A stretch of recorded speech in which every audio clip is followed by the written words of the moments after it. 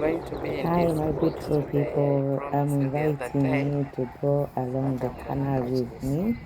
I'm going to ride this boat for the first time in my life. I've never been in, and I want to take you along with me so we can see what is happening, what people they can create, what the nature can create, because we want to see the beautiful thing to light our heart and to share with friends. But my friends, I'm asking you, don't forget to subscribe, because I'm doing this not only for me, for you as well, so we can understand what we have. Thank you.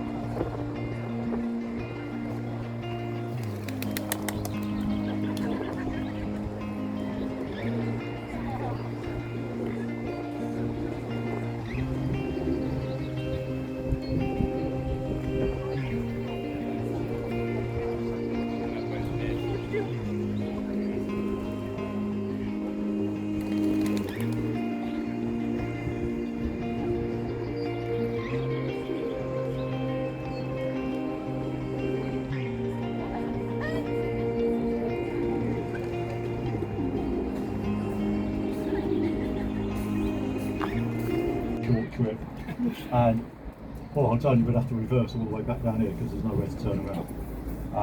As it is, it'll all go well, and our trip will be about an hour and a quarter up through Newbury, out the other side, and then we'll turn around and come back. So, my name's Paul. I'm the skipper for the day, which sounds good, sounds impressive, sounds important. No, not at all. Just means I do the paperwork, I do the first aid if any of you get hurt. Yeah, and I carry the can if anything goes wrong. Really, if they can find it. But nothing will go wrong. You'll be nice and safe. Even if we sink, you will be safe. You might get your feet wet, that will be it.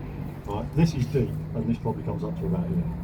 Right? Anybody ending up in the water, the only thing you need to do is remember to stand up, remember to shut your mouth, and not dangly, squidgy bits of your body inside the boat, especially if we're going through the lock and stuff like that. We weigh 20 odd tons, made out of metal. You weigh nowhere near that, and you are not as robust as we are. So if you have your hands outside when we're coming up alongside something, you may lose bits, and we'll keep it in. Yeah. I'll have to do the first aid, I'll have to do the paperwork, I'll have we'll have to clean the blood out of the carpet tiles, which takes ages. Side of the boat we don't worry about. There is a reason the side of the boat is painted red. We don't have to worry about stuff like that. So, apart from that, unless anybody's got any questions, and we're all thinking it's nice and safe. Where are we going? Well, you ain't going to get lost now. There's one way until you can turn around and then come back. Right. So go up to Northcross, find the big tree with the bird on top, and then turn around there. Do I just keep going? We go if you want, we'll turn around and push them. In which case we might charge you more money, because it's a much, much longer trip. If it can get the engine started again. So it doesn't seem like a bank holiday, does it? Because it's sunny. Poor old Tony's already been on the back foot one trip today. He was twice the size he was when we left this morning. He's kind of sweating it all out. It's because he's at the back basically stood in a metal box on the engine. So it gets very, very hot back there, and there is absolutely no respite at all. So we know why you are the skipper then. Yeah. I only do that one when it's not like that. It's not just Hang on, tell them a joke.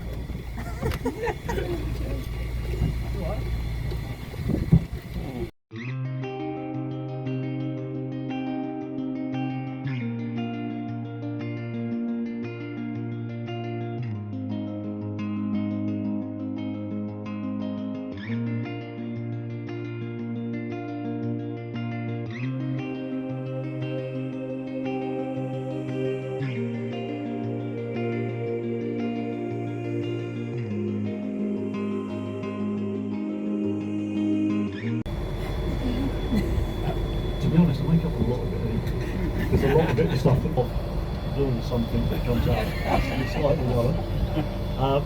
But right, first things first then, question, who signed up for a trip on a canal? Who signed up for who booked a canal trip? Yeah, sorry. I'm not going to take you on a canal at any stage this afternoon, unless something gets lost. I'm going to show you a canal, I won't take you on a canal.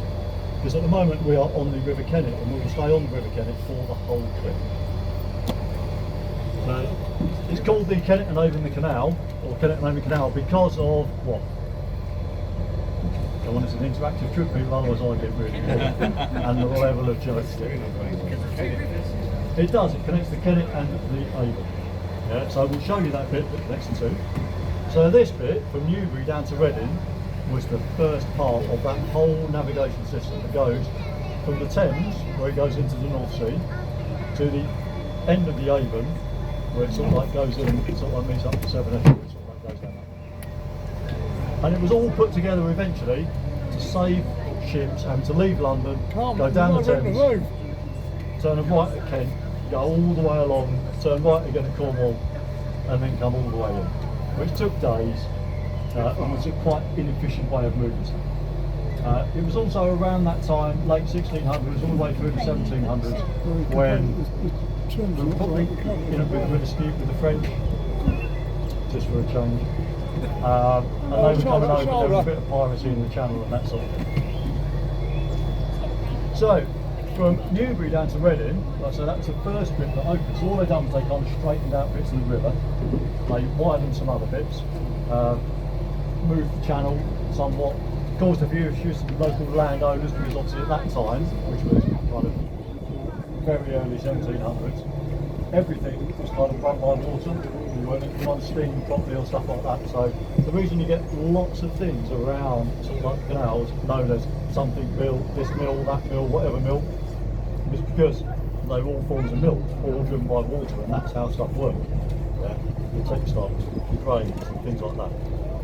So this bit from here down opened in 1723.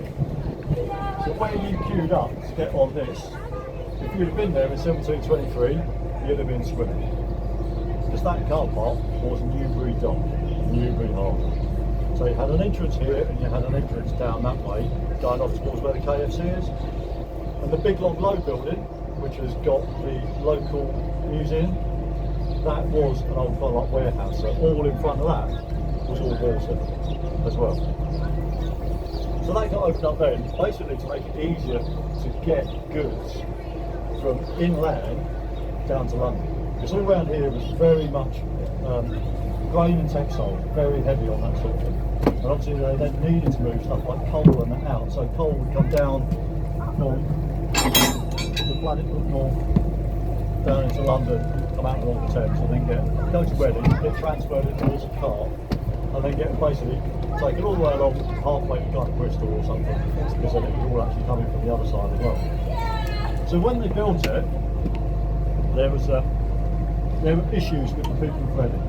There became a bit of a dispute between Newbury and Reading. Is that finished? Yeah.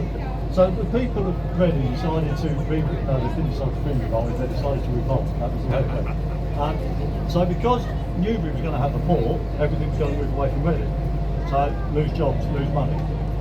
So they came out and they attacked the earthworks, filled in some kind of locks, broke tools. Basically had a little bit of a riot. So they tried prosecuting people for said riot, which went into the far too difficult trouble. Even through the days of the Crown Prosecution Service, they managed to muck up prosecution of various things. Part of that one was, one of the people involved in the riot was the local mayor, or president, and another one's the local magistrate, which also made it very difficult to do the prosecution. But eventually, all that managed to open up, and they started moving goods backwards and forwards in some quite big vessels. So I don't know if you've ever walked kind of down that sort of way. The canal in places is quite narrow, it's quite windy. The boats that they used to move stuff backwards and forwards on were about 16 foot wide and about 90 foot long. So it carried a lot of stuff.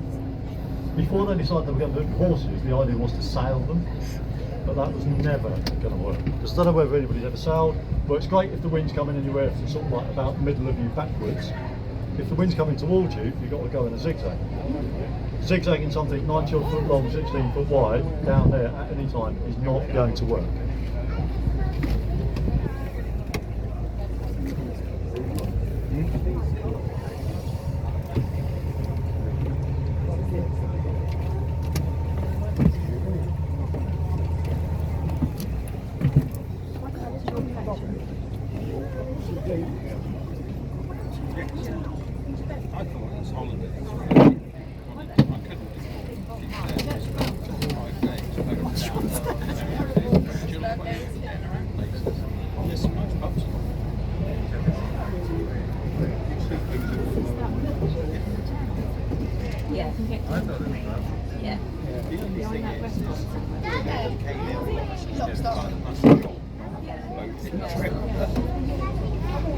So when they started extending the navigation this way, this was one of the first locks to get built, so this is one of the oldest locks actually along the Kent Road. It's still on part of the river, so we do sometimes get a lot of water flow from here, sometimes get quite a bit higher. We can have it so that most of those steps are underwater, sometimes, not very often, probably for a couple of months a year. And we also get, because we are on the river, we can end up with about 6 months during the year that we can't work because the water flow is too quick for it to be safe for boat. Getting through that bridge would be impossible. We get kind of halfway and then get pushed back because that's the narrowest part of the entire canal.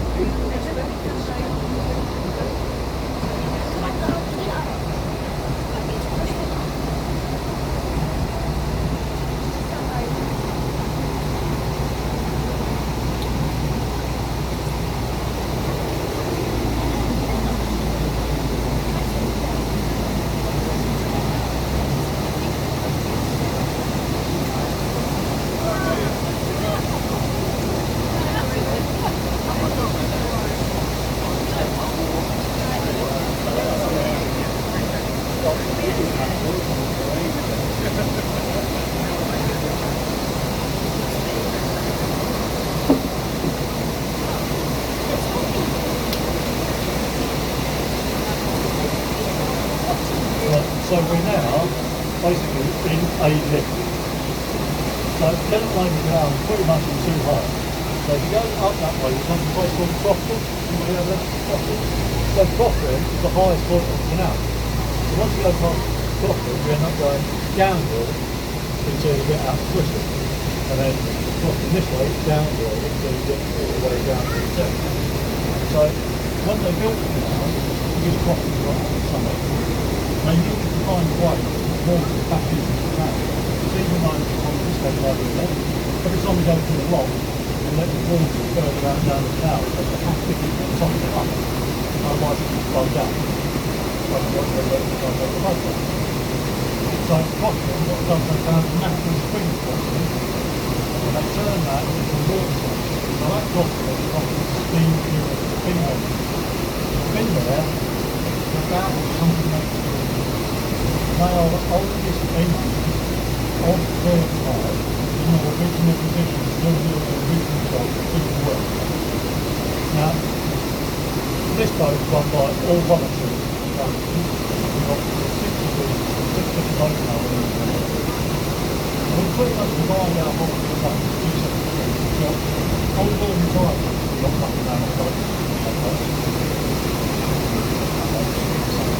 All the old people who like nothing about the sea. Everybody goes to Scotland. They got to find a boat to make it. Now, those engines, like I say, been working for a long, long time. We fire them up once a month.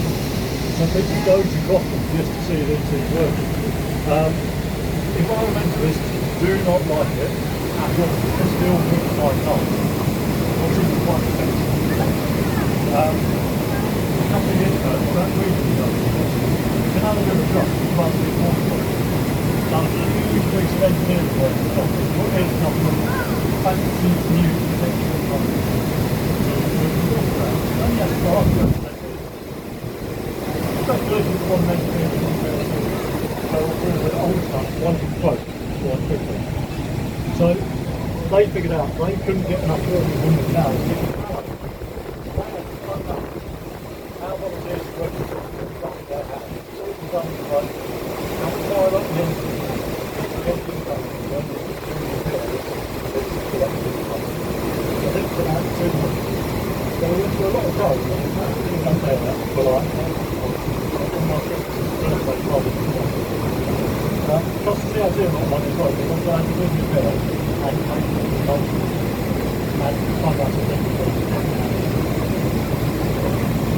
So as we're going up here, what's happening? Tony, at that, is controlling how the water comes into the lock, not actually the pond there.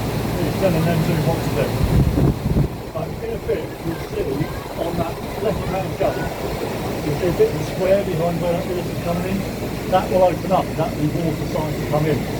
So what's happened at the moment is he's told them to open that panel, so the equivalent, on that side. So because of how long our boat is, the water comes in, hits that wall and pushes us over there. We just have the ropes on to keep us into here just for a little bit more safety. If we were to come through here in the equivalent sized boat with some volunteers, sometimes we run the locks, and we'll do it sometimes in a very strange kind of way, they might open the paddle on that side.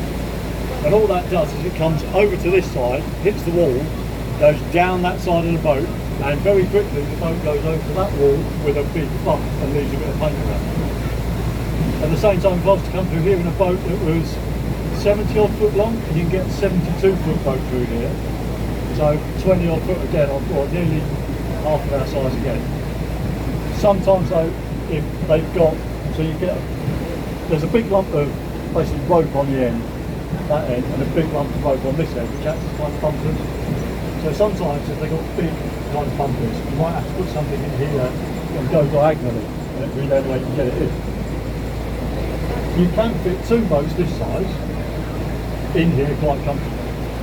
We're 6'10" wide, which is a standard narrow boat width. So you can get 2 of us in here, or you can get 1 wide beam boat, which is basically anything bigger than us. Normally, sort of like 9 to 10 foot is kind of in between size, and then you get up to like 12 to 14 foot wide. Much bigger boats, much more expensive, very kind of nice and beautiful on some of them. It's like sort of like try and buy one of them, but quite expensive. It costs a lot more money to keep running on the system, because basically you pay the navigation authority, depending on where you're taking your boat, depending on how long you are and how wide you are, and whether or not you're staying in a marina or you're just coming out on holiday, or whether you're continuously cruising or living on your boat.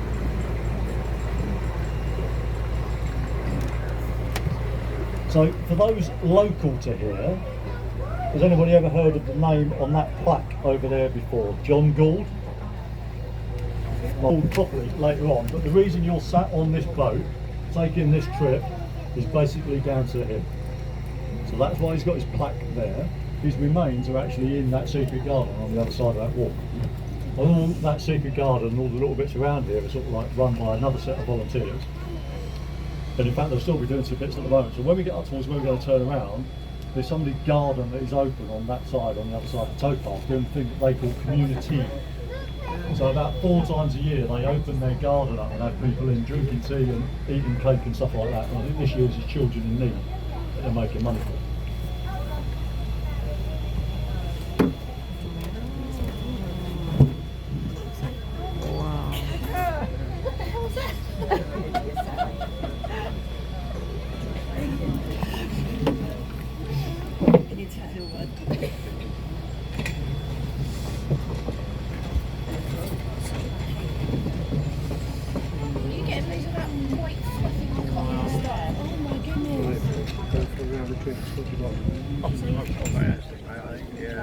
Yeah, alright. Thank you.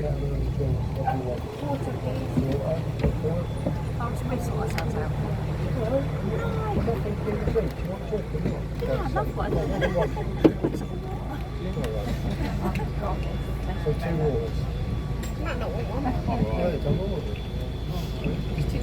Two waters. Have you tried?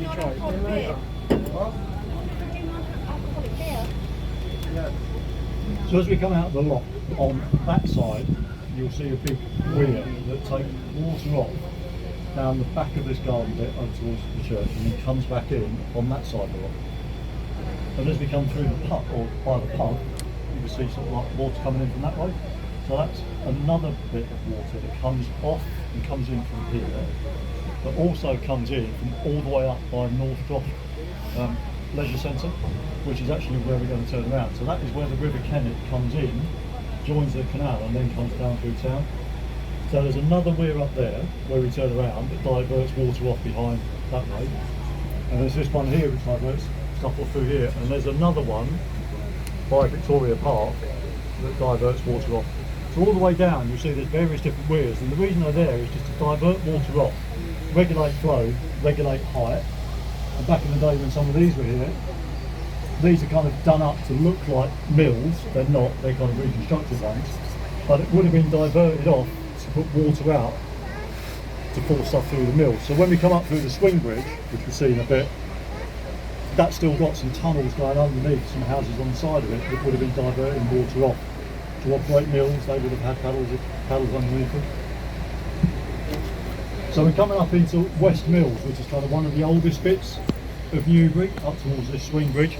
And as the name suggests, there would have been lots and lots of mills around here. As we go through and up towards the swing bridge, you'll see there's a brick-built building on that side. In the middle of that building, on the upper floor, is just an expansive brickwork with a white plaque on it. So, the first quiz, or second quiz, we've already asked about working down the canal and river for the day, is why is that expansive brickwork there and what is the white plaque for? I'll ask you in a bit, once we get there. Yeah, so all of this, and you'll see as we go up as well, we are higher than the street on that side.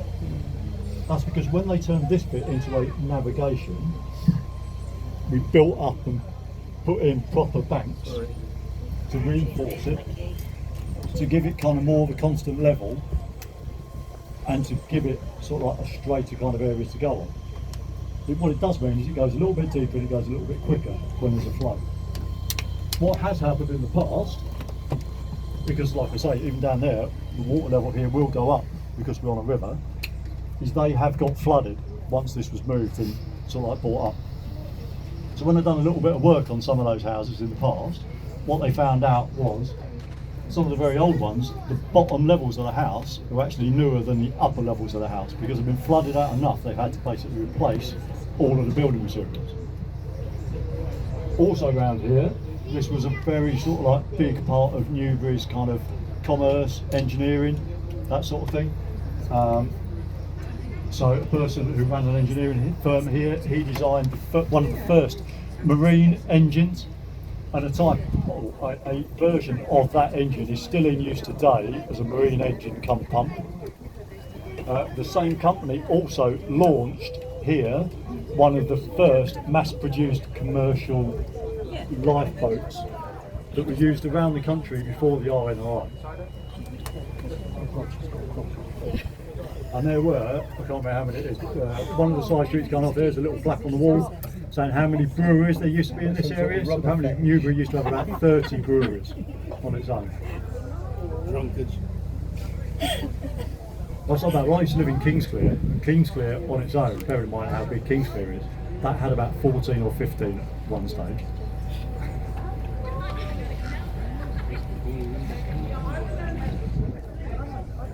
So the swing bridge we're going to go through, thankfully, they've done a lot of work on that over the last few years, because that used to be regarded as the most unreliable bridge, like electrically powered bridge on the canal, possibly even the network. It spent more time out of action than it did in action, which is a bit unfortunate because there is no other way through. And also, if you live on the island on that side, that is your only vehicle access, unless you can manage to persuade somebody to open a very unused gate on the other side and drive across the middle of the cricket pitch, which they never do. So during the summer, when this gets quite busy, we can have 30 odd boats come through here in a day, 30, sometimes 40 boats, all wanting to go through there. So living there and trying to get your car on and off, they do tend to get the hump slightly. Is there a right of way, like that? If does a car take, you know, who's got right of way, the boat or the car, or is it just? It probably depends on because we are here all the time, and we're a charity and we can't like rely on everybody. We will kind of be very much have a good look around, see if anybody's going to cross, see if there's any cars or that. Then we'll open the bridge. The average car hire boater will come down and just go, I'll slip the key and I'll turn the key and open the bridge over here.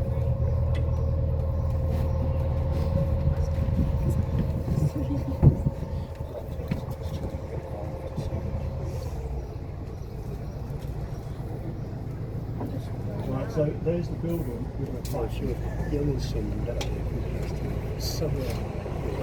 So you needed to get out of the car.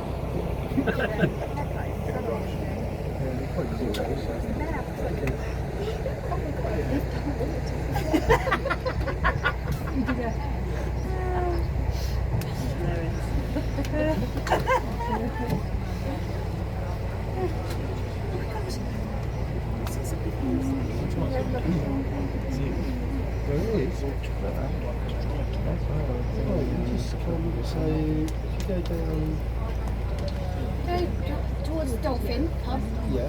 in town. Yeah. Turn right at the roundabout. Then you roundabout. Turn right again, and that brings you down to this road here. Yeah. Oh yeah, okay, so that is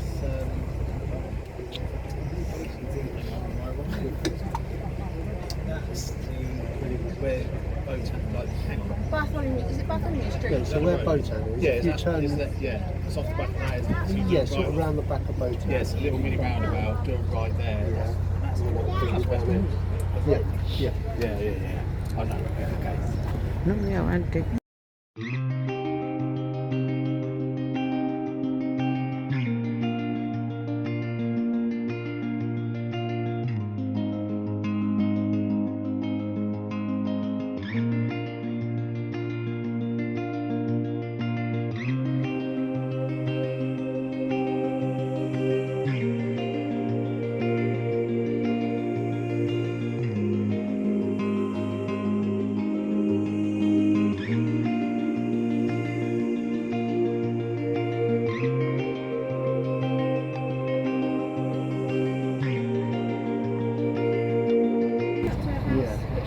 Drive to that's what I was trying to get around.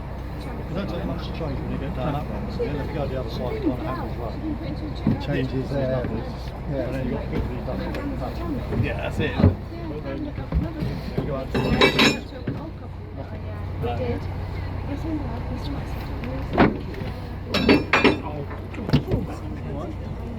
You're back. Oh, Oh. you're coming Yeah, on. my bra straps come undone. Stay Stay sat down so we sorted that out.